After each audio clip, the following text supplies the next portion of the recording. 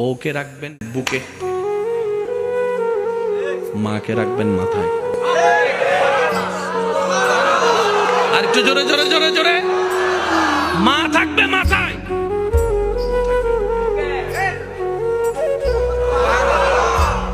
তো বুক আর মাথা তো এক নয়। জোরে জোরে বলেন না, জোরে জোরে বলেন না। বুক আর মাথা এক নয়। বুকের দায়িত্ব আলাদা, মাথার দায়িত্ব আলাদা, স্বামী ক্যারেক্টার আলাদা, সন্তান ক্যারেক্টার আলাদা। এবার আপনি বলবেন আমার মা যার পায়ের নিচে আমার জান্নাত।